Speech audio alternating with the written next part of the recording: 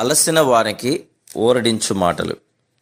సహోదరుడు భక్త్ సింగ్ గారి పరిచర్య నుండి సేకరించిన అనుదిన ధ్యానములు. మార్చి 28. సహోదరులారా, ఒకడు ఏ తప్పిదములోనైనను చిక్కుకొనేలా ఆత్మ సంబంధులైన మీరును సాత్వికమైన మనసుతో అట్టి వారిని మంచి దారికి తీసుకొని రావాలను. గలతీ 6:1. మనం వెనుకబడినప్పుడు దేవుడు మనల్ని క్షమించుటలో కనుపరిచిన మంచితనమును, కృపను మనం గ్రహించినలా మనము అదే స్థితిలో ఉన్న వారికి నిజమైన సహాయకులముగా ఉండగలం. వారు సాక్ష్యమును పాడు చేసుకున్నందుకు మనం వారిని కఠినముగా నిందించి ద్వేషించుటకు బదులు ప్రేమతో కూడిన జాలితో వారి నిమిత్తం కన్నీటితో ప్రార్థించగలము. ప్రేమతో, దీనత్వంతో వారి యుద్ధకు ఎట్లు పోవాలనో, ఎట్లు వారిని ప్రభు యుద్ధకు తిరిగి తీసుకొని రాగలమో నేర్చుకొనగలము. గలతీ 6:1-2. చాలా కుయుక్తితో కూడిన మార్గములలో సాతాను విశ్వాసుల జీవితములలో ఓటమి తీసుకుని వచ్చినట్లో అనుమానం లేదు. బలముగా శోధింపబడినప్పుడు అనేకులు పడిపోదురు. అప్పుడు వారు ఇతర విశ్వాసుల చేత నిందించబడి విడిచిపెట్టబడదురు. కొందరు వారిని ద్వేషించెదరు, అవిశ్వాసులు కూడా వారిని నిందించెదరు.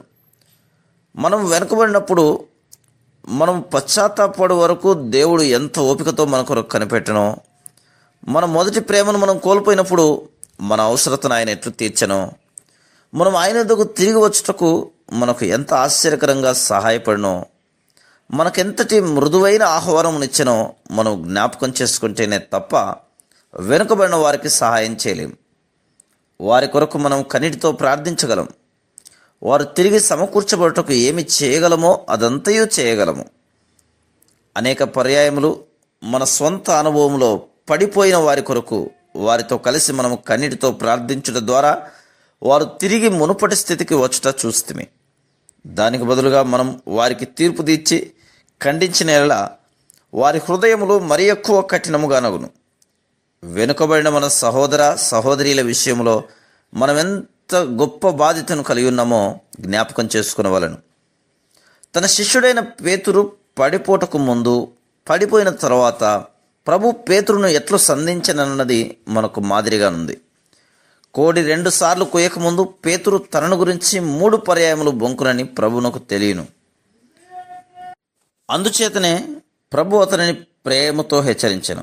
సీమోను, సీమోను, ఇదిగో సాతాను మిమ్మను పట్టి గోధుమల వలె జల్లించుటకు మిమ్మను కోరుకొనెను. కానీ నీ నమ్మిక తప్పిపోకుండానట్లు నేను నీ కొరకు వేడుకుంటుని. నీ మనసు తిరిగిన తర్వాత నీ సహోదరులను స్థిరపరచుము. లూకాసు వార్త 22:31-32. యేసుక్రీస్తు ప్రభు యొక్క ప్రార్థనను బట్టి పేతురు సమకూర్చబడెను. పేతురు తనను నిరాకరించినప్పటికీ ప్రభు పేతురుతో బలహీనులైన తన సహోదరులు కూడా పడిపోదురేమోనని వారి కొరకు పేతురును ప్రార్థించమని చెప్పుటలో ప్రభు పేతురును ఎంతగా నమ్ముచున్నాడో మనం చూడగలం. ప్రభువు ఈ విషయమునే పేతురుకు ఆయన ఇచ్చిన చివరి వర్తమానంలో మరలా చెప్పటను మనం చూడగలం. యోహాను సువార్త 21:15-17. ఆయన 3 సార్లు అతనితో, నా గొర్రె పిల్లలను మేపుము, నా గొర్రెలను కాయుము, మరలా నా గొర్రెలను మేపుము అని చెప్పాను. ఎవరైతే నూతనంగా జన్మించరో, ఎవరైతే క్రీస్తునందు చిన్నపిల్లలుగా ఉన్నారో వారిరువురు, మరియు ఎవరైతే విశ్వాసంలో బలహీనముగా ఉన్నారో, ఎవరైతే ఆత్మీయంగా ఎదుగుటలేదో వారు గొర్రె పిల్లల వంటి వారు గనక వారిపై ఎక్కువ శ్రద్ధ వహించవలను, వారిని మోయవలను, బలపరచవలను. మనం బలహీనముగా ఉన్నప్పుడు మనల్ని ఆత్మీయంగా సమకూర్చుటకు ప్రభు వివిధ ప్రజలను మన సహాయార్థం ఉపయోగించుకొనెను. మన సహ విశ్వాసులు బలహీనంగా ఓడిపోయిన జీవితం జీవించుచున్నట్లు కనబడినలా వారిని ప్రార్థన, సహవాసము, కన్నీరు కార్చుట ద్వారా మనం వారిని పైకి లేవనెత్తుటకు సహాయపడవలను. కన్నీటితో విత్తువారు సంతోషగానముతో పంట కోసెదరు. Praise the lord.